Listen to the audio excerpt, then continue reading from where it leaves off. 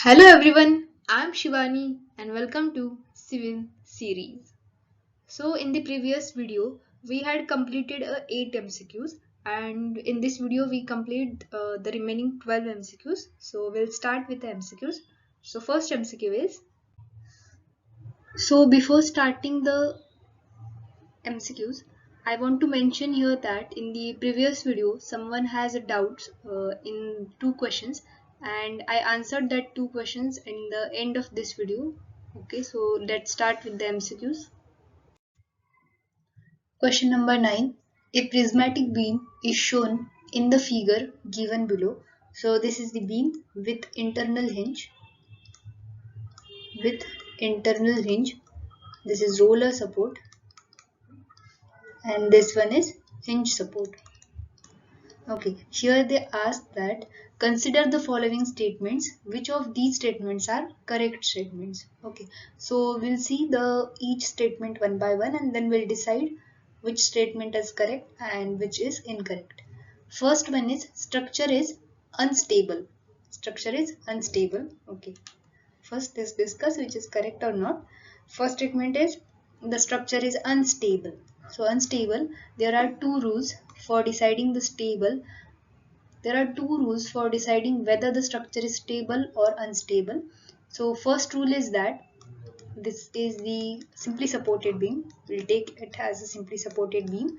Okay, horizontal force here 0 because there is a no horizontal force acting on this beam, and these are the two vertical forces acted on this beam.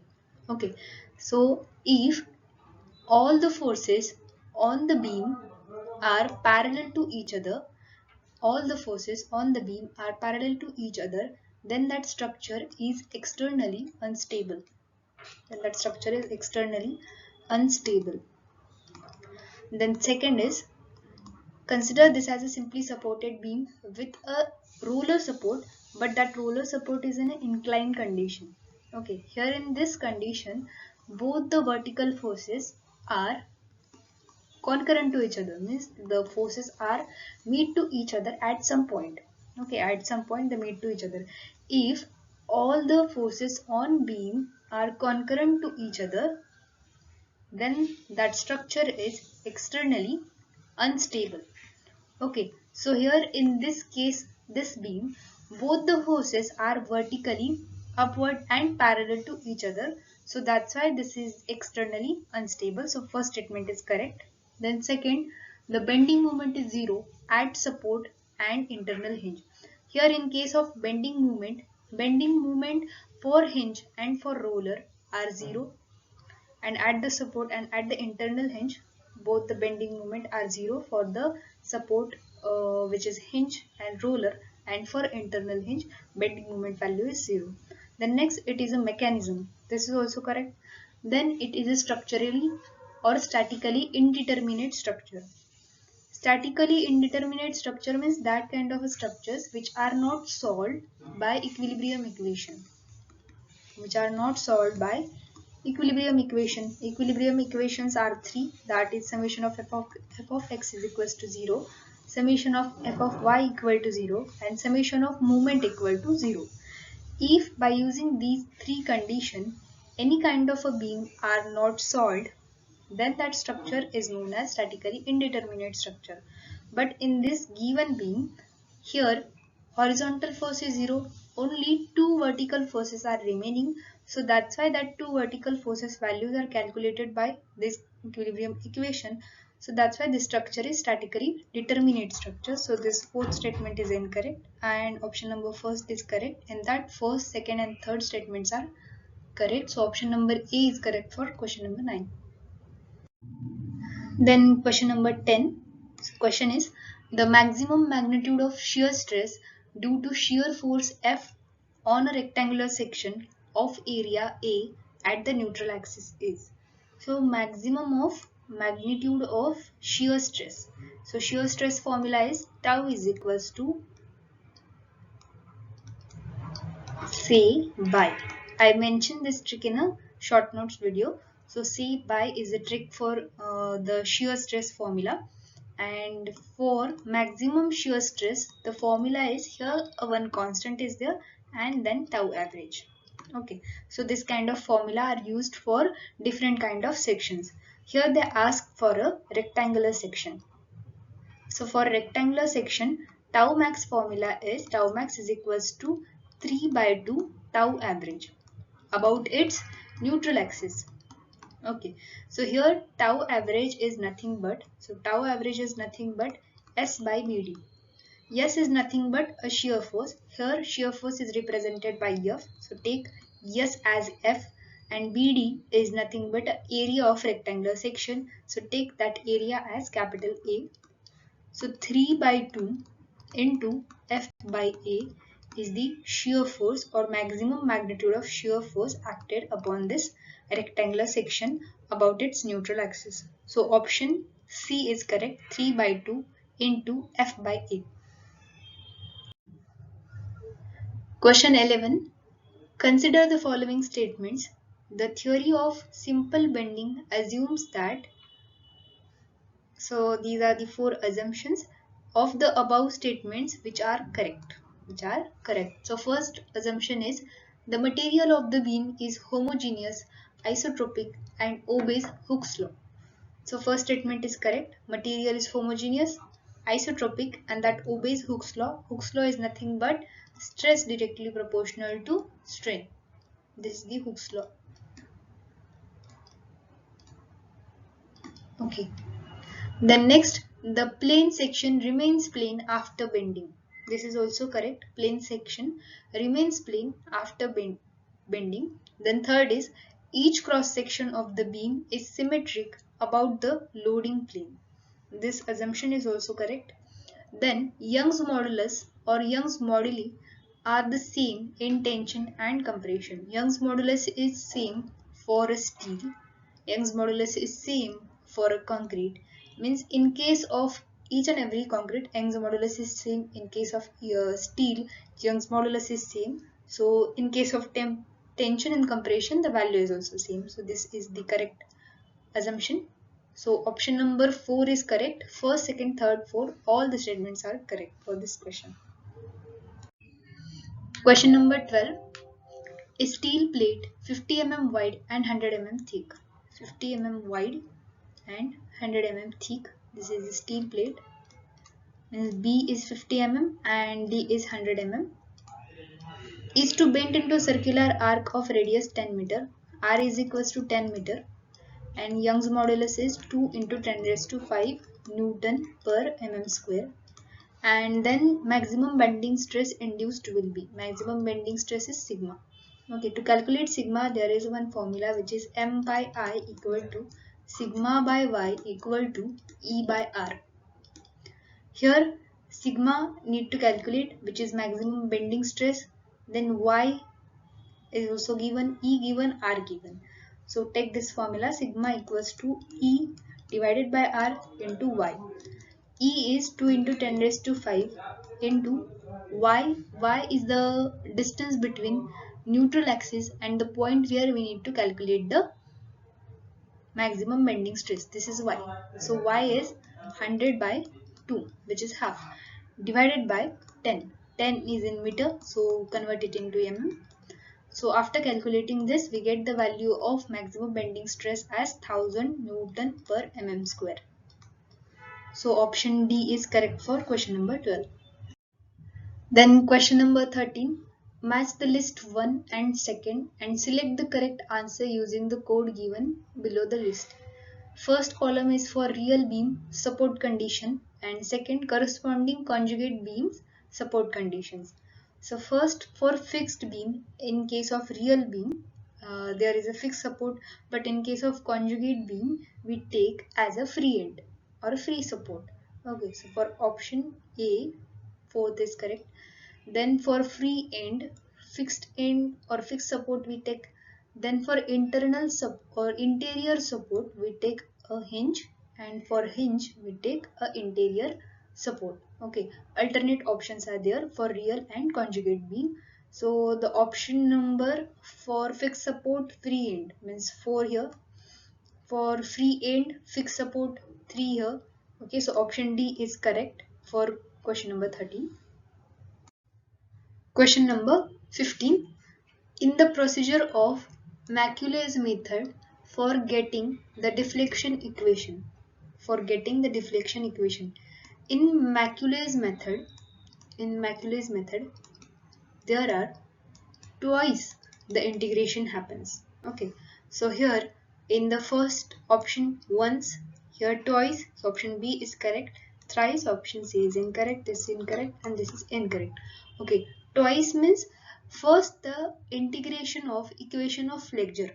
Okay, integration of equation of flexure, first integration, okay, first time, that convert into a slope.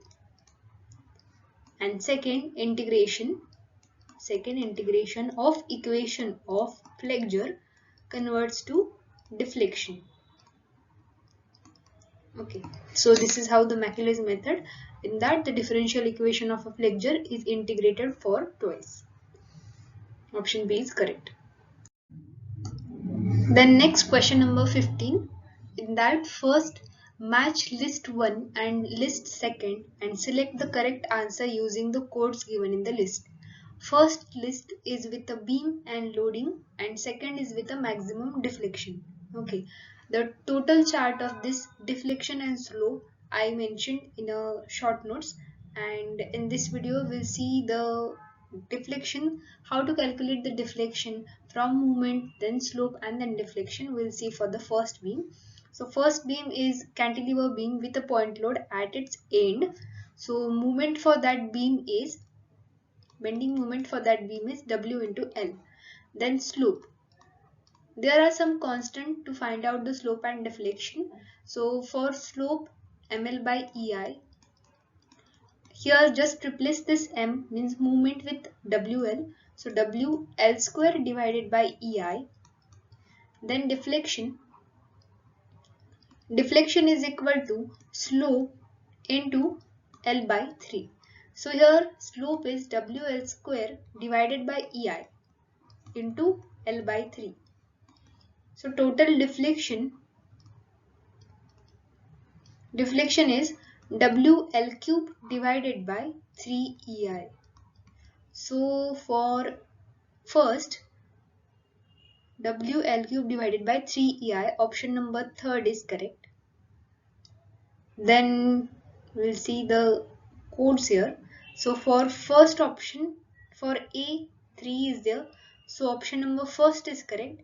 But we'll see what are the values of deflection. So for B, this is cantilever beam with UDL. With UDL, first option is correct, which is WL cube divided by 8 EI. Then third, C, simply supported beam with point load acted centrally, and the deflection is WL cube divided by 48 EI. Then last, simply supported beam with UDL, option number 4 is correct, which is 5 WL cube divided by 384 EI. So option first is correct here. Then next question number 16. 16 is the extremities of any diameter on Mohr's circle represent. Okay, here Mohr's circle we use to find out the principal stresses. To find out the principal stresses, there are two methods. In that, first is analytical method and second one is Mohr's circle method. Okay, these are the two methods to find out the principal stresses, and this analytical method and Mohr circle method are used to find out the principal stresses, and in the principal stresses they have found the normal and shear stresses on the plane. So here the extremities on the diameter of a Mohr circle is normal and shear stresses. So option D is correct for question number 16. Next question. Then question number 17. The state of plane stress at a point is represented by the stress element below, assuming a tensile force positive and compressive force negative. Tensile force positive, compressive force negative. The principal stresses are, first of all, the formula for principal stresses is sigma max or minimum equal to sigma x plus sigma y divided by 2 plus minus square root of sigma x minus sigma y divided by 2 whole bracket square plus tau xy whole bracket square. Okay, so here sigma x is equals to 50, which is tensile, so plus 50. Then sigma y compression, so take it as negative, minus 10. Then tau xy is 40. So here 40. Then put that value into the formulas.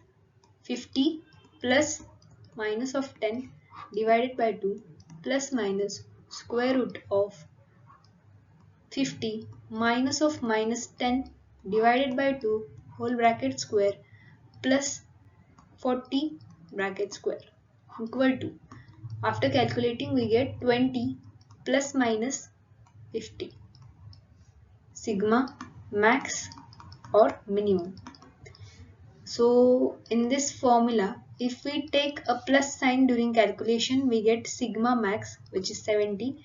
If we take a minus sign, then we get sigma minimum, which is minus 30. So here option B is correct, 70 and minus 30. Option B is correct for question number 17. This is maximum principal stress. This is maximum principal stress, and this is minimum principal stress. Next question. A solid circular shaft of diameter 8 mm is exposed to a maximum torque of 64 Newton meter. What is the shear stress in the shaft? So to find out the shear stress, this is the formula. Tau is equals to T into R divided by J. And here for circular section, the value of J means polar moment of inertia is pi T raised to 4 divided by 32. T value is given, which is 64 into 10 raised to 3. Convert it into a mm, Newton mm, and R is the D by 2, 8 by 2. So after solving this equation, we get the answer as 2000 divided by pi. So option B is correct for question number 18. The next question, Euler's buckling load for a column whose both ends are fixed, having a length of L and modulus of elasticity is E, the moment of inertia I is. Okay, to find out the Euler's buckling load, formula is PE is equals to pi square EI divided by LE square. Okay, LE is the effective length. And to find out the effective length, here one condition is there, both ends are fixed. If both end of the beam are fixed, then deflection is like this for this kind of a beam, and the L effective is, or effective length is L by 2. So put this LE into this formula. P is equals to pi square EI divided by L by 2 whole square. By solving this, we get 4 pi square EI divided by L square. So this is the value for the Euler's buckling load, and here the answer matches with option B. So option B is correct, 4 pi square EI divided by LE square. Then last question from my list of MCQs. In a beam, the bending moment is maximum at the point where shear force is. Okay, for that here I consider one example. This is a simply supported beam, and this simply supported beam is subjected to point load with 2 point loads, and that point loads are equally distanced from its support. So this is the shear force diagram for this particular beam and shear force diagram, and this is the bending moment diagram for the particular beam. So here when the shear force, this shear force, change its sign from positive to 0 and here from 0 to negative. Okay, at that point the bending moment is maximum. Okay, so here in the question, in the beam the bending moment is maximum at the point where shear force changes its sign. So first option is correct. Then next question. Then this question is from the comment section, and the question is, a composite bar shown below is made of steel and copper. The coefficient of expansion of steel and copper are alpha and 1.25 alpha respectively, while the elastic moduli are E and 0.5 E respectively. Estimate the stresses induced in the member due to a temperature rise by T degrees Celsius. Here temperature rise they mention. Okay, so this is the steel beam and this is copper. Okay, this is the composite bar of steel and copper.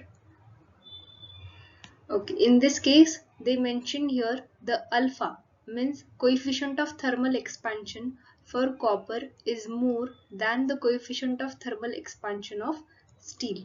Okay, so to calculate the temperature or thermal stresses, the formula is sigma is equals to E into alpha into delta T. Means this thermal stress is depend upon the elastic moduli, then coefficient of thermal expansion and temperature. Okay, there are two conditions, that if temperature is rise by T degree Celsius and if temperature lowers by T degree Celsius. So first we see the temperature lowers by T degree Celsius. So this is the copper, and here in case of copper the coefficient of thermal expansion of copper is more than the steel. Okay, and temperature here we decrease the temperature or we lower the temperature. Okay, so this is condition about lowering the temperature. If the temperature lowers, then the alpha value, okay, here alpha value of Cu is larger, so in that case the copper is goes under the tension. Okay, tensile nature, and steel undergoes compression nature. Okay, this is how the compression goes to copper, goes to steel, and tension is goes to copper. Okay, then next condition is when the temperature is rise by T degree Celsius. Here temperature rises. If temperature rises, then the coefficient of copper is larger and coefficient of steel is smaller. If the coefficient of copper is larger, then copper is subjected to compression here and steel is subjected to tension or tensile stress. This is how. Steel subjected to tension and copper subjected to compression. And for this particular example, here they mention temperature rise by T degree Celsius. So the estimate the stresses induced in the member. So these are the stresses induced in the member. For copper, compression stress is generated, and for steel, tensile stress is generated. The second condition is for this particular example. If this same numerical is with the lower temperature or temperature lowers by T degree Celsius, then this will be your answer. Then next question. Then next, this is the second question, and the second question is similar to the question asked in a comment section.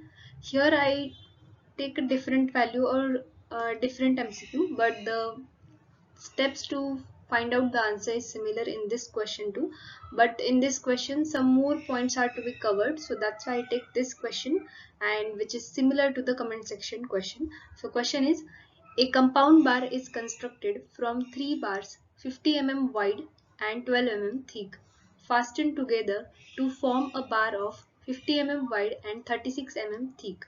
The aluminum alloy bar in the middle has Young's modulus is 70 for aluminum and 100 for brass. Then brass and aluminum if the brass is originally fastened at 18 degrees Celsius and temperature of entire assembly is subsequently raised to 50 degrees Celsius. And here alpha value and 18 per degree Celsius and second alpha value is 22 per degree Celsius. This is for the aluminium and this is for the brass. Okay, so here the steps are: first, the force in a aluminium and brass, force in a brass and aluminium are same. Okay, force formula is stress into area. Stress into area.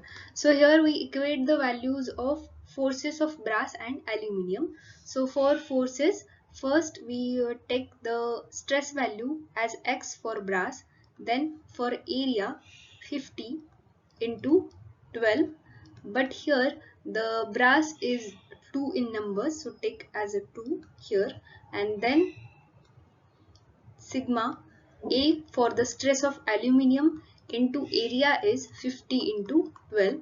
Aluminium member is single, so that's why I take it as 1. Then after calculating we get sigma A as 2x. Okay. Then next formula here to use is equate the values of change in a length to the values of stresses. So that change in a length is PL by AE plus PL by AE.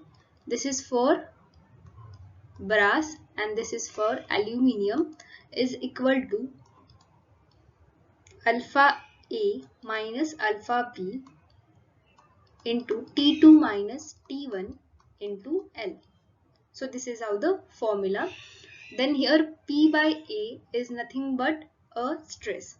Okay, so here stress is X for brass, then L, take it as a L, then E is as 100 for the brass, so take 100, and for giga take 10 raised to 9 plus 2x as a sigma A into L divided by 70 into 10 raised to 9 equal to alpha A means the coefficient of thermal expansion for the aluminium is 22 minus 18 for brass, then into temperature is 50 minus 18 into that length.